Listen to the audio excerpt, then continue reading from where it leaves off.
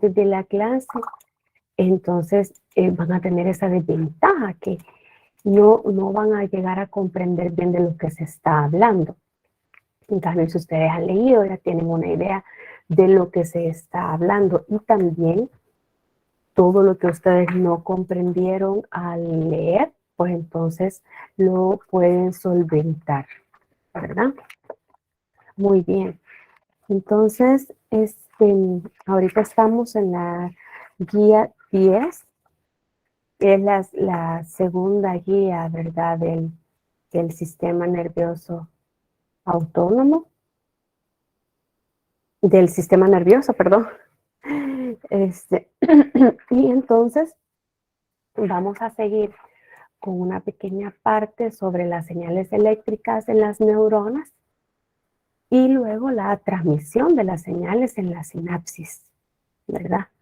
Que eso es el otro tema importante. Entonces vamos a comprender cómo se propaga el potencial de acción. En la clase anterior solo vimos las fases del potencial de acción, ya relacionándolo con los canales involucrados, ¿verdad? En dónde es que se da. Todo eso tienen que recordarlo. Entonces, después de ver cómo se propaga el potencial de acción, vamos a hablar un poco más sobre las sinapsis, los tipos de sinapsis que hay, sobre los receptores y los neurotransmisores y sobre cómo se da esa relación de comunicación entre las neuronas, lo que genera la somación espacial y la temporal, ¿verdad? Luego de los neurotransmisores, vamos a ver de qué tipo son, de acuerdo al efecto que producen en la célula o en la neurona postsináptica, ¿verdad? Vamos a ver los distintos tipos de neurotransmisores que hay con sus funciones y luego cómo se organizan, cómo son las redes neuronales, ¿verdad? En la sinapsis. Y vamos a ver estos términos: plasticidad, neurogénesis y regeneración cuando el nervio es dañado. Muy bien. Entonces, si ustedes se recuerdan, el potencial de acción es la señal eléctrica que va a lo largo del axón de la neurona, ¿verdad? Y este es el que ayuda a transmitir información entre distintos sectores del cuerpo. ¿En dónde es que se inicia el axón? El potencial de acción. Se inicia en la zona gatillo. ¿Ustedes se recuerdan cuál es la zona gatillo? Es una zona que está inmediata al cuerpo de la neurona y el inicio del axón. Entonces aquí es donde se inicia el potencial de acción. Entonces este tiene que viajar a lo largo del axón hasta llegar al punto donde está la célula blanco. Tiene que llegar hasta los axones terminales, ¿verdad? La señal. Y en el axón terminal, donde está conectado con la célula receptora, la célula postsináptica, ¿verdad? La que va a recibir la señal que genere, ¿verdad? El axón. Entonces, la neurona, ¿dónde recibe el estímulo? En las dendritas, ¿verdad? Ya lo vamos a ver más adelante, pero ya vimos, ¿verdad? Que esta es la fibra, las fibras que reciben los estímulos, que captan los estímulos, y dependiendo de estos estímulos, en el axón se genera un potencial de acción. Ahora, algo que es importante de destacar de los axones es que ellos mantienen su intensidad a medida que se propaga a lo largo de la membrana. Y esto lo diferencia del potencial graduado. Si ustedes se recuerdan, cuando vimos el potencial graduado, vimos que ellos tienen conducción decremental.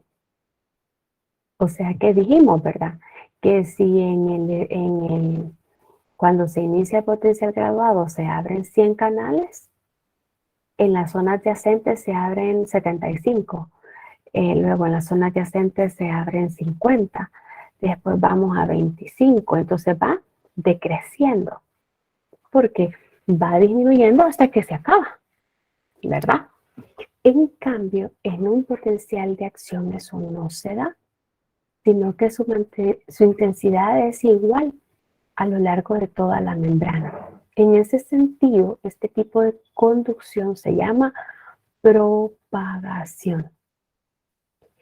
O sea que el potencial de acción se propaga y depende de retroalimentación positiva. O sea que cada vez, ¿verdad?, que se genere un potencial de acción en una zona, eso va a generar prácticamente otro potencial en la zona adyacente y otro en la zona adyacente. Las fases, como vimos, van a ir pasando de segmento adyacente en segmento adyacente y todas van a ser iguales. Entonces, por eso es que se va propagando. Veamos esto más detenidamente. Hay dos tipos de propagación. Una es la conducción continua y la otra es la conducción saltatoria. Ambas conducciones involucran los pasos del potencial de acción que ya vimos, que primero se da una despolarización y después se da una repolarización, ¿verdad?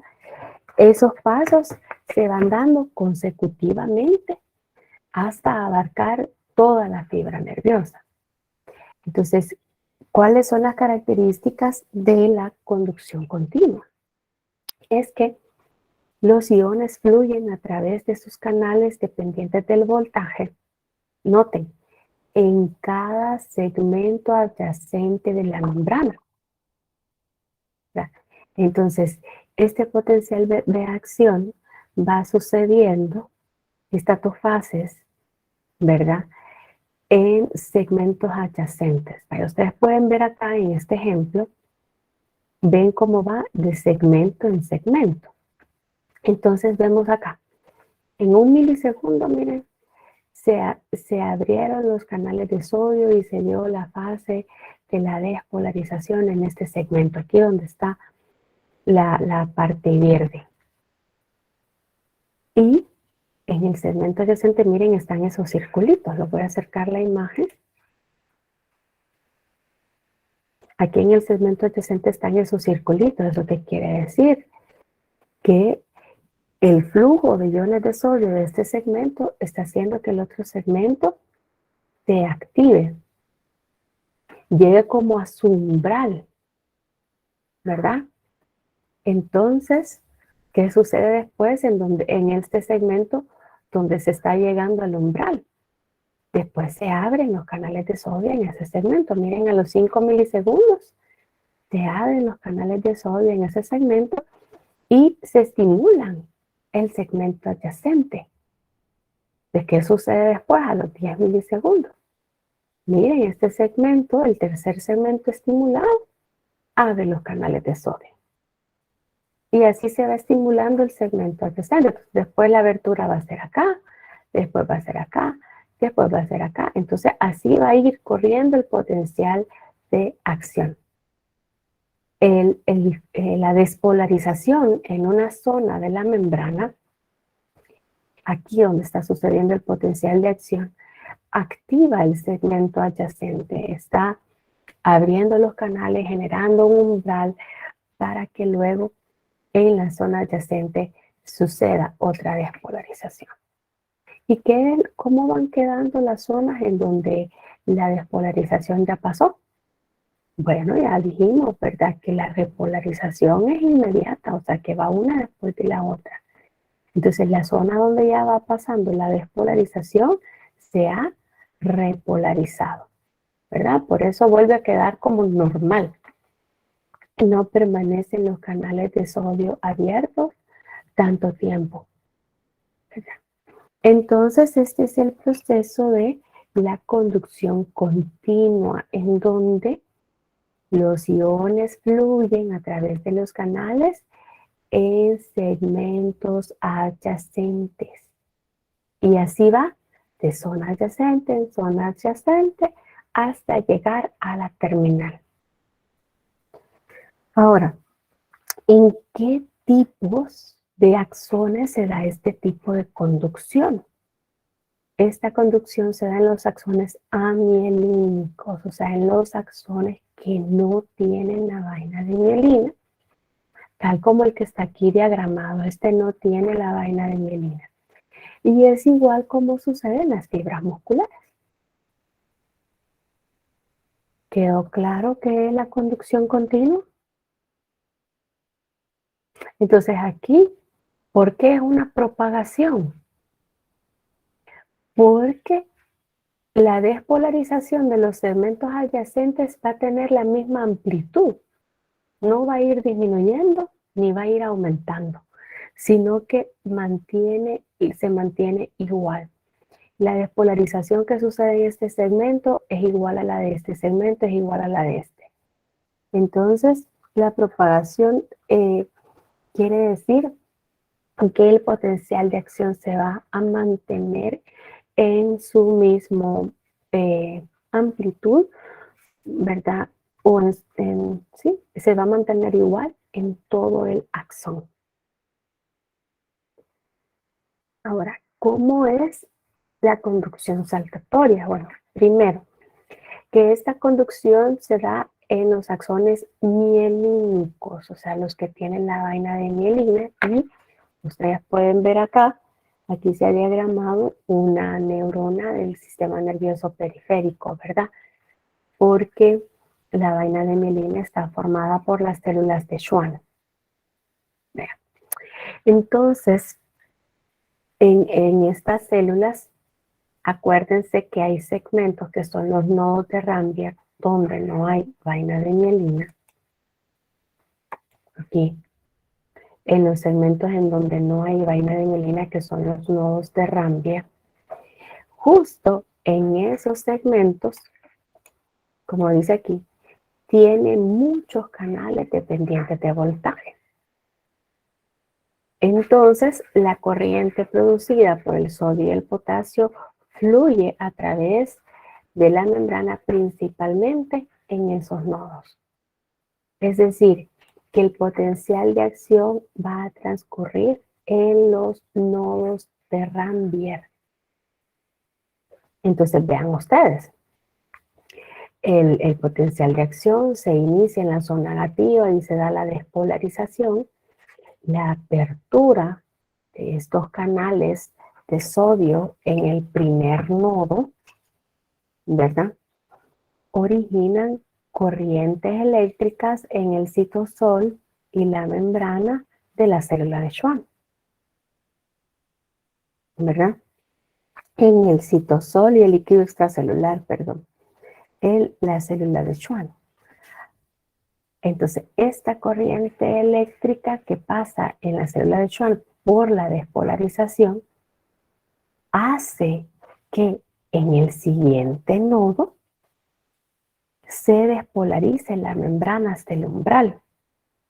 Y entonces provoca la apertura de los canales de sodio en el segundo nodo. Aquí vemos que el segundo nodo ya abrió sus canales de sodio. Entonces está en la fase de la despolarización en el segundo nodo. Y entonces eso hace que fluya una corriente eléctrica a lo largo de la membrana y el líquido extracelular de la célula de Schwann. Entonces eso hace que el tercer nodo se llegue al umbral y luego inicie la despolarización.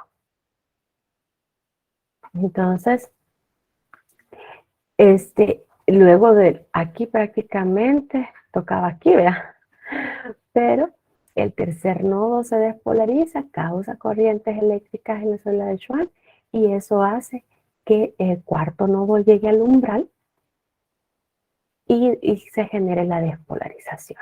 Entonces ven ustedes que el potencial de acción va o está sucediendo en el nodo de Ranvier y entonces esto genera corrientes eléctricas en la célula de Schwann, en la membrana y el líquido extracelular de la célula de Schwann. Y entonces eso hace que el siguiente nodo llegue al umbral para después generar el potencial de acción. Entonces, por eso se llama conducción saltatoria, porque el potencial de acción va saltando de nodo de Ramberg en nodo de Ramberg.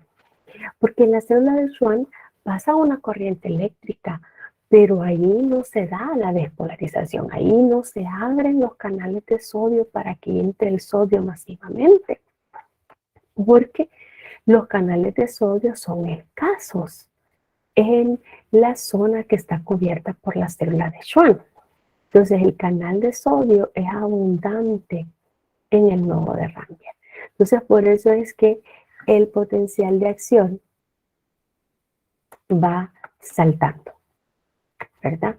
Es como que va saltando de un nodo a otro. Para acá, luego se genera aquí el potencial, luego se genera aquí, y luego aquí, y ya llegamos a las terminales axónicas, ¿verdad? Entonces dicen que el potencial de acción en el primer nodo origina corrientes en el citosol y el líquido extracelular.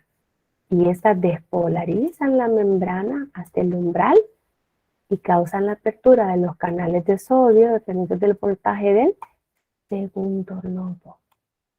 Entonces, en el primer nodo está pasando el potencial de acción, el segundo nodo está llegando al umbral, ¿verdad?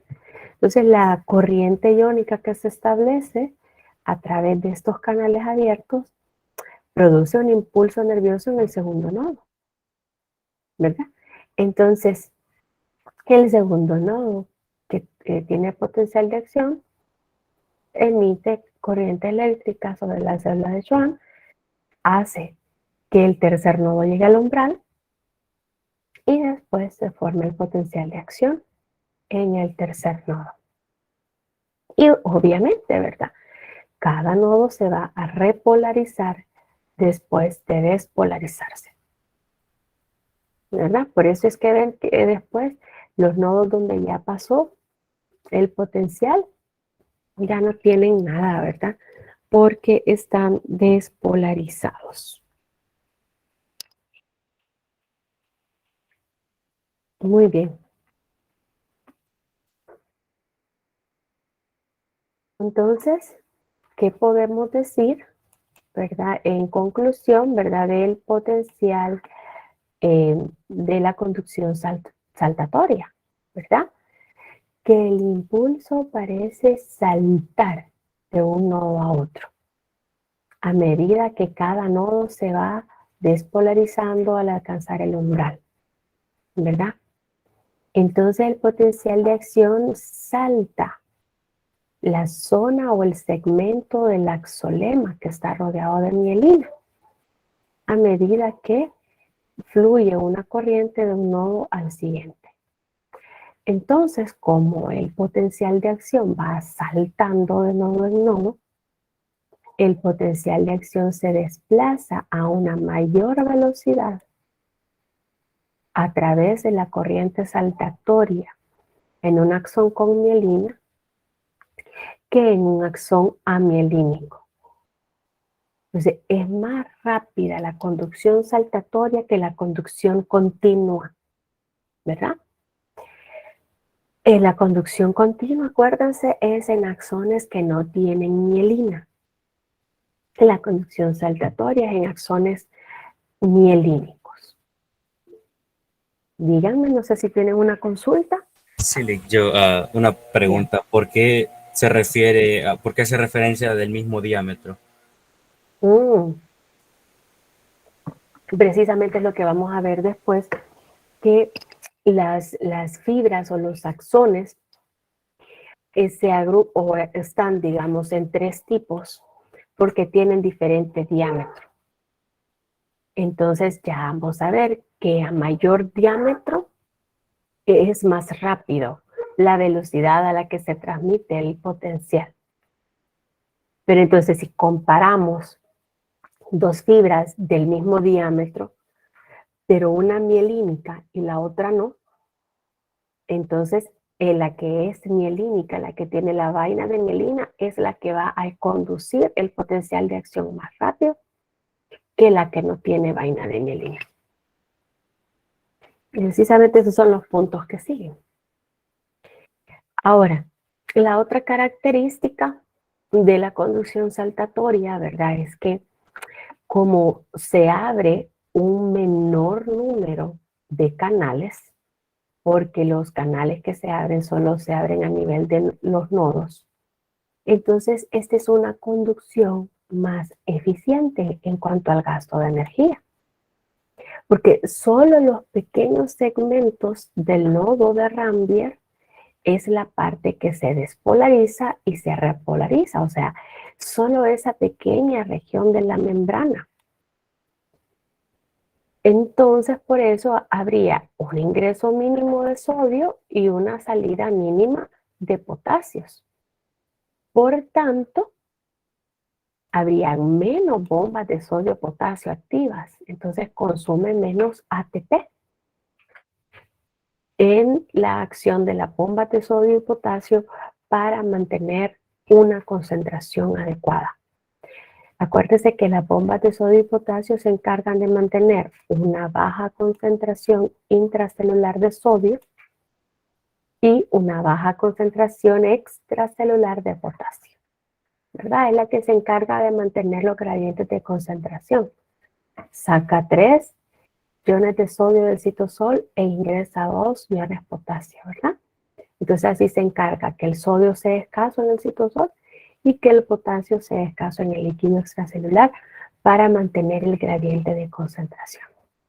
Entonces, como el cambio solo se da en una pequeña región de la membrana, que es en el nodo de Rambier, entonces son pocas las bombas que se necesitan activar para restablecer el potencial de membrana en reposo. Entonces, por eso es una conducción más eficiente, porque gasta de menos energía. Muy bien. Ahora, ¿cuáles son los factores que afectan la velocidad de la propagación del potencial de acción? Primero es el grado de desmielinización, o sea, si la fibra tiene o el axón tiene vaina de mielina o no.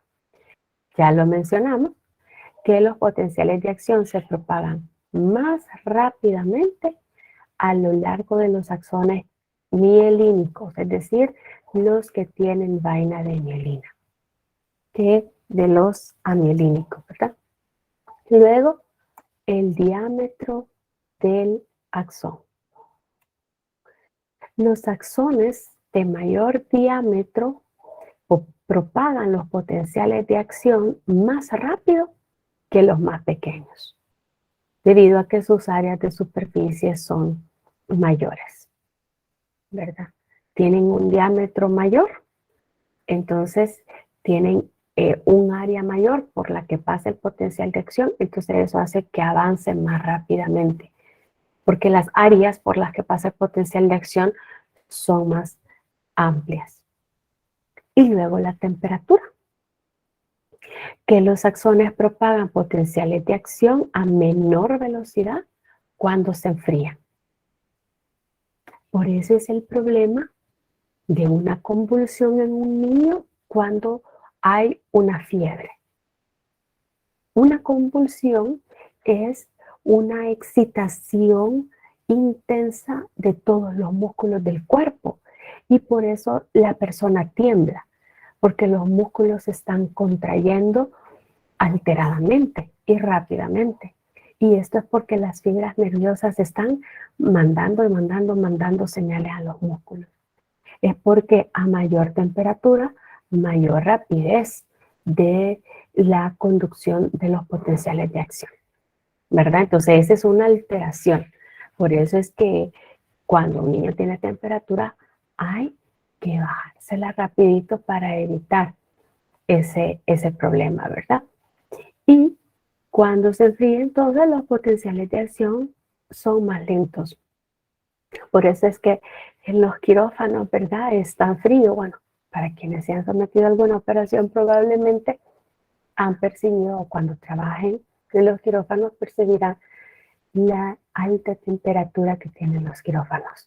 Todo es para hacer que la persona pues disminuya su actividad nerviosa, ¿verdad? Muy bien. Entonces, como dijimos que hay diferentes diámetros en las fibras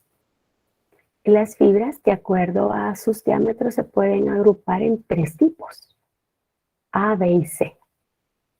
Las fibras A son las fibras más grandes. Su diámetro es de 5 a 20 micras. Y noten a qué velocidad pueden llevar la señal. De 12 a 130 metros por segundo. Oigan bien, de 12 a 130 metros por segundo. Por eso no es de extrañar que lo que sentimos, si algo nos puya la punta de nuestro dedo gordo del pie, lo sentimos de manera inmediata, ¿verdad? Porque la fibra que transmite esa señal es de estas. Tiene una velocidad de conducción de 12 a 130 metros por segundo y nosotros medimos que en promedio las señoritas quizás medimos unos 60 y los varones miden unos 80, ¿verdad? 1,80 m, 2 metros que valga y la señal es de 12 a 130 metros por segundo. Y esos axones son mielínicos. Esa es otra característica que hace que el potencial de acción vaya tan rápido, ¿verdad?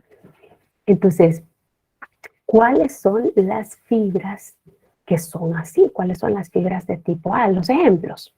Bueno, son los axones de las neuronas sensitivas que propagan los impulsos relacionados con el tacto, la presión, la posición de las articulaciones y algunas sensaciones térmicas.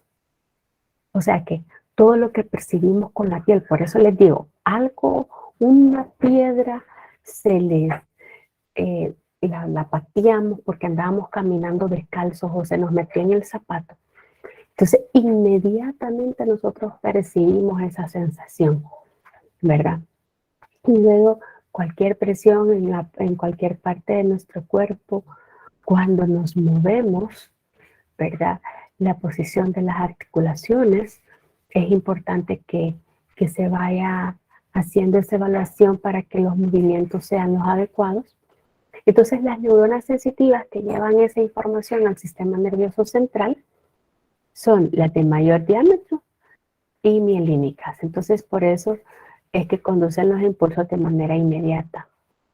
Y lo otro es que, noten, los axones de las neuronas motoras. ¿Cuáles son estas neuronas motoras? Las que conducen los impulsos hasta los músculos esqueléticos.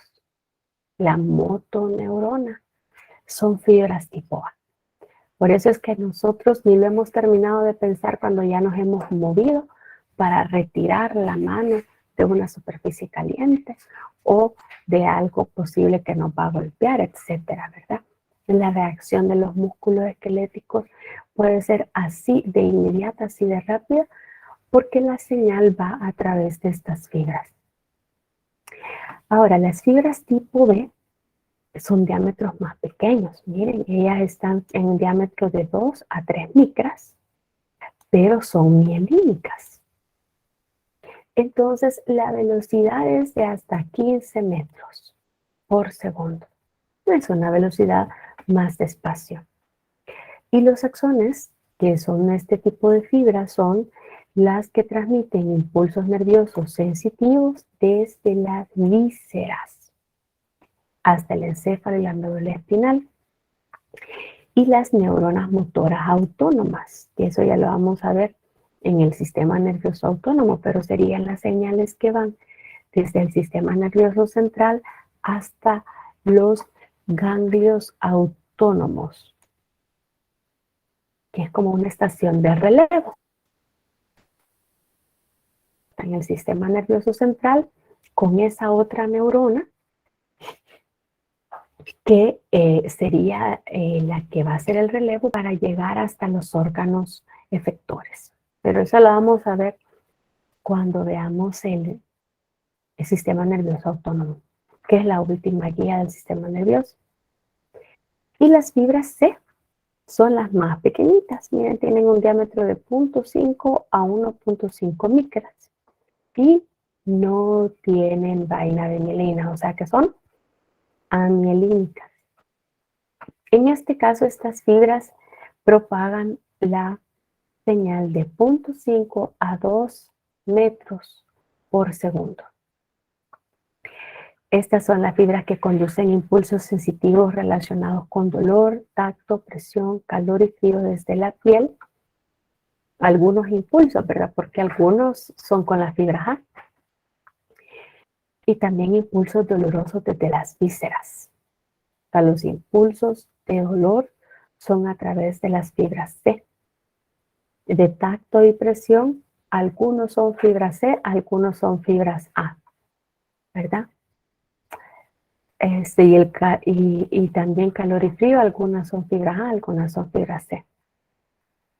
Luego tenemos que las fibras motoras autónomas que van desde el ganglio autónomo, o sea, la segunda neurona, ¿verdad? La que releva, hasta los órganos efectores, que sería el corazón, el músculo liso y las glándulas. Esas son fibras C. Pero ya vamos a ver que estas fibras están bien cerca de estos organitos.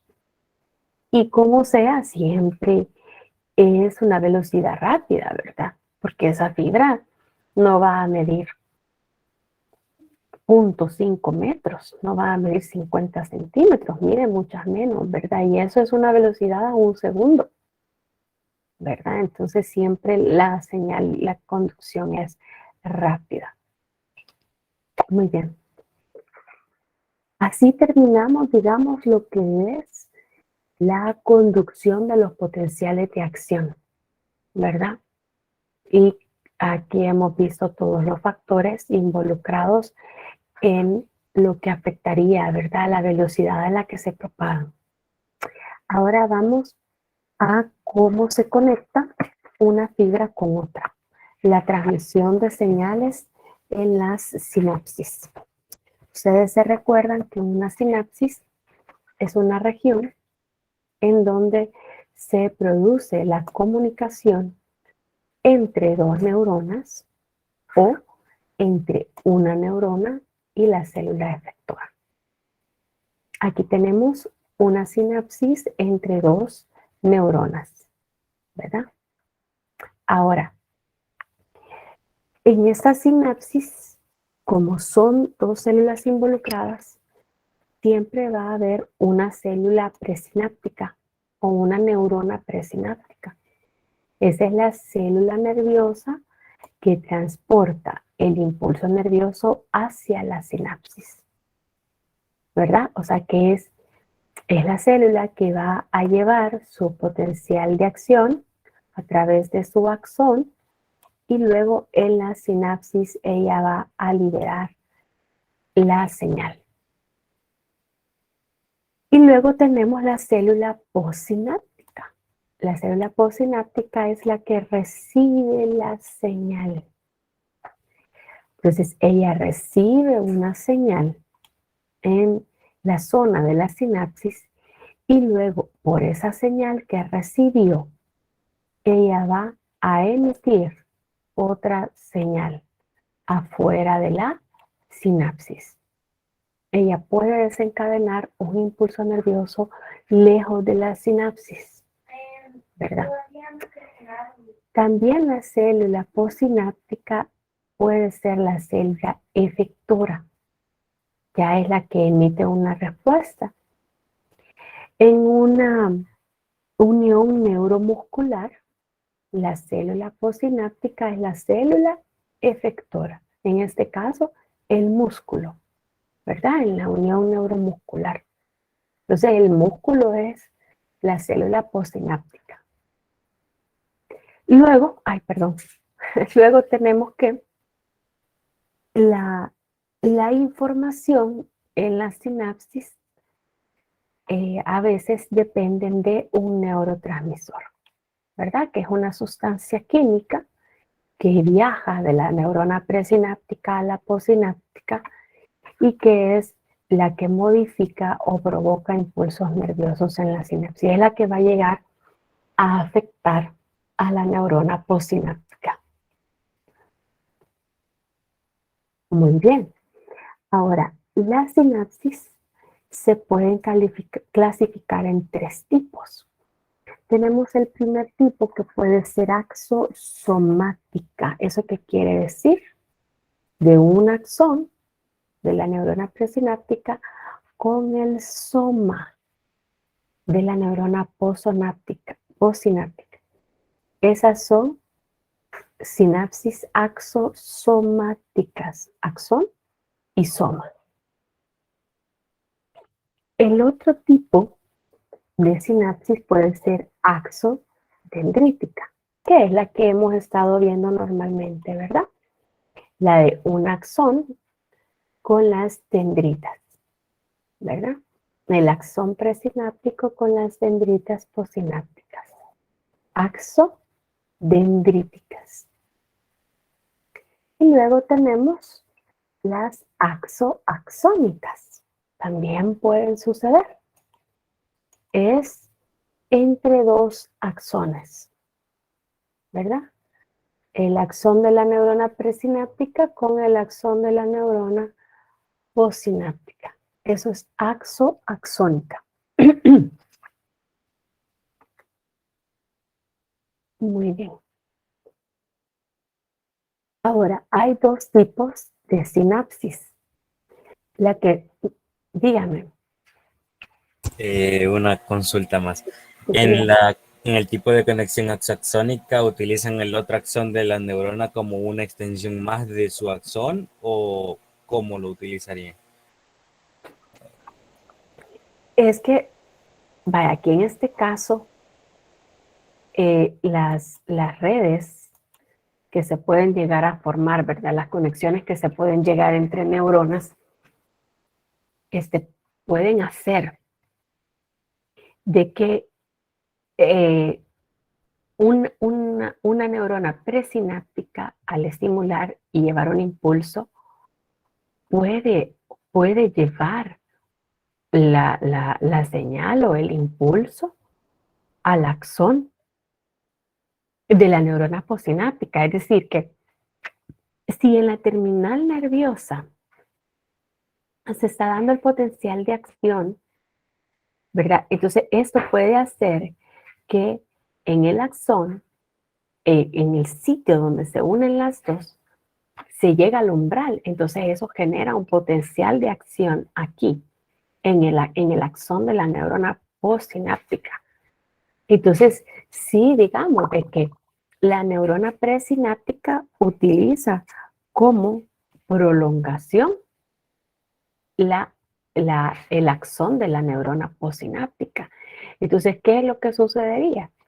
Que esta neurona presináptica se aseguraría que esta otra neurona postsináptica estimule a, a su sinapsis, ¿verdad? O sea, que estimule a la tercer neurona acá, digamos, ¿verdad? Entonces, esta neurona presináptica, al estimular el axón de la postsináptica, eso hace que directamente se estimule a la siguiente. Es como una conexión un poco más directa, ¿verdad? Entonces sí, digamos de que en ese sentido llega a ser como una prolongación, ¿verdad? Que se estimula directamente el axón para que éste genere otro Ok, potencial. gracias. Bueno, entonces les estaba mencionando que la sinapsis que normalmente hemos visto es la sinapsis química, pero también están las sinapsis eléctricas. En este caso de las sinapsis eléctricas es en la que el potencial de acción se transmite directamente entre las membranas plasmáticas de las células adyacentes a través de las uniones comunicantes o en hendidura. Entonces aquí tenemos las dos células, miren, la terminal axónica, que siempre es un bulbo, un ensanchamiento, y la membrana de la célula postsináptica. Entonces vean que las dos membranas están adheridas por los conexones o uniones comunicantes. Estos canales que hacen que la señal que viene en la célula presináptica pase directamente a la célula postsináptica. Claro que aquí dijimos los dibujos siempre son simplificados porque en la zona donde se unen las dos células hay por lo menos 100 conexones. Entonces, el potencial de acción que viene sucediendo en la terminal axónica pasa directamente a la otra célula. Entonces, ¿cuál es la ventaja de este tipo de sinapsis? Que la comunicación es más rápida, porque el potencial va directamente a través de las uniones en hendidura. No tienen que esperar que se libere una sustancia, que la sustancia pase por la hendidura y llegue a la otra célula. Entonces aquí la comunicación es más rápida. Y lo otro es que se puede dar una sincronización. ¿Eso qué quiere decir? Que varias neuronas, un número importante de neuronas o fibras musculares pueden producir potenciales de acción al unísono. Entonces, estas uniones, estas sinapsis eléctricas, ¿verdad? Son importantes, por ejemplo, en el corazón, porque varias neuronas se estimulan al mismo tiempo. Ustedes en el ciclo 3, en el otro módulo van a ver. Varias neuronas se estimulan al mismo tiempo. Entonces eso hace que varias fibras se estimulen al mismo tiempo. Entonces eso hace que las cámaras del corazón se contraigan sincrónicamente. Todas las fibras de una cámara se contraen al mismo tiempo, la sangre pasa a la otra cámara. Luego la siguiente cámara se contrae al mismo tiempo todas las fibras y la sangre pasa a la siguiente. Entonces, eso hace un ritmo adecuado de contracción, ¿verdad? Entonces, porque se generan potenciales de acción al mismo tiempo. Esta coordinación también es importante a lo largo del tubo digestivo, ¿verdad? Entonces, ya podemos comprender, ¿verdad? Que las uniones de esas neuronas son eléctricas. Pero recordemos la unión química, ¿verdad? La unión química es en la cual las neuronas están separadas por una, o las células, más bien dicho, de la sinapsis están separadas por una hendidura, ¿verdad? Entonces, ¿qué es la hendidura sináptica? Entonces, los impulsos no pasan directamente de una célula a otra, sino que cuando la neurona presináptica recibe el impulso nervioso, ella a través de exocitosis va a liberar lo que es el neurotransmisor hacia la hendidura y ese neurotransmisor va y se une a los receptores de la neurona postsináptica para generar un potencial postsináptico. Entonces vean las flechitas, ¿verdad? Llega el impulso nervioso al bulbo terminal. Entonces las vesículas que tienen los neurotransmisores van hacia la membrana y sufren exocitosis y con eso liberan el neurotransmisor, que es esta bolita chiquita, y que ese se une a su receptor. Cuando el neurotransmisor se une a su receptor, eso estimula a la célula postsináptica y entonces se inicia un impulso. Ahora, como el neurotransmisor tiene que viajar, ¿verdad? A través de esta hendidura, eso genera un retardo sináptico, un retardo de unión que es de 0.5 milisegundos. Algo que no sucede en la sinapsis eléctrica, ¿verdad?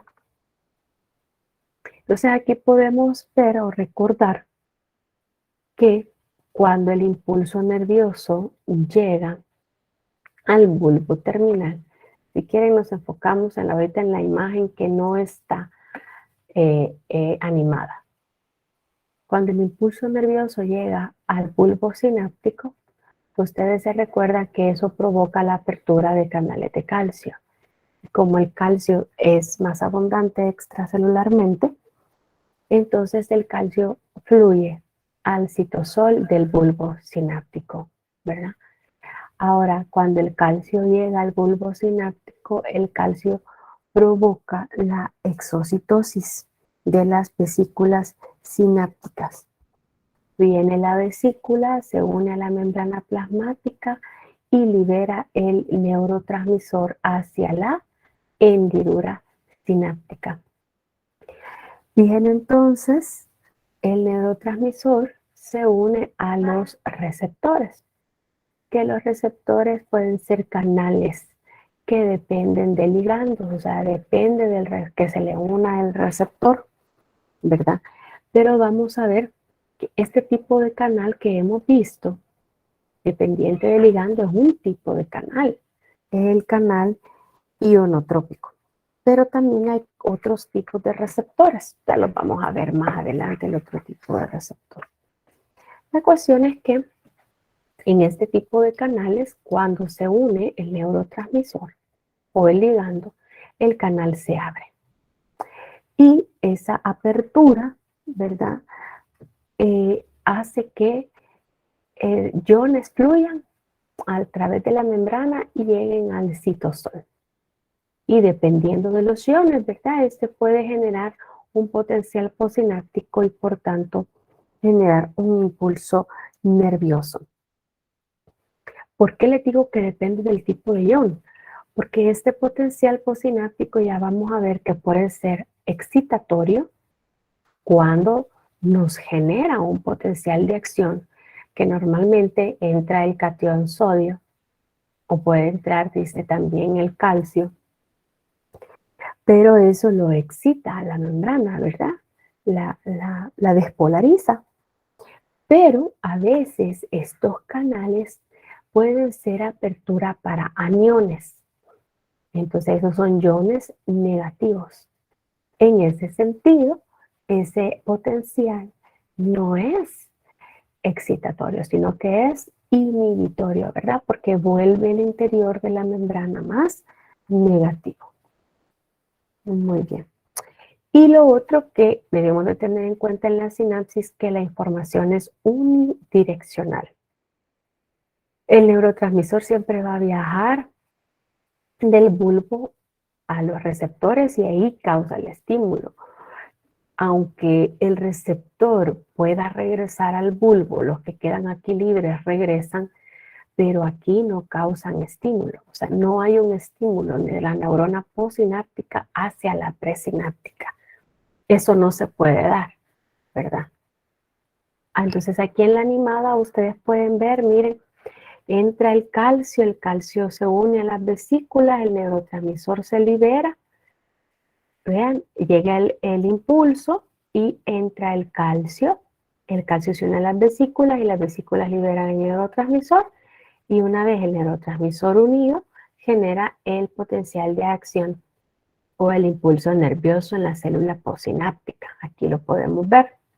Ahora noten que algunos neurotransmisores pueden regresar al bulbo, ¿verdad? Eso es otra parte, ¿verdad? Que ya la vamos a ver más adelante, cómo se eliminan los neurotransmisores y parte es la recaptación celular, es que los neurotransmisores cuando se liberan vuelven a entrar al bulbo. Ese es uno de los caminos que puede llevar. Y ven arriba que después que el potencial de acción pasa a lo largo del axón, el potencial de acción llega al bulbo. Crea la apertura de canales de calcio Estas crean la exocitosis, llega el neurotransmisor al receptor y genera un potencial de acción postsináptico. Muy bien. Ahora, solamente aquí para recalcar, ¿verdad? Que la transferencia de la información es unidireccional de la neurona presináptica a la postsináptica o hacia el efector.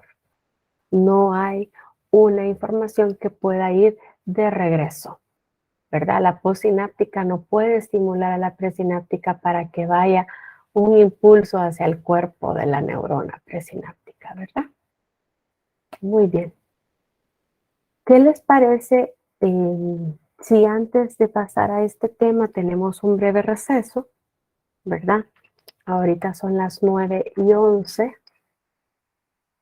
Nos quedamos acá. Voy a detener la grabación.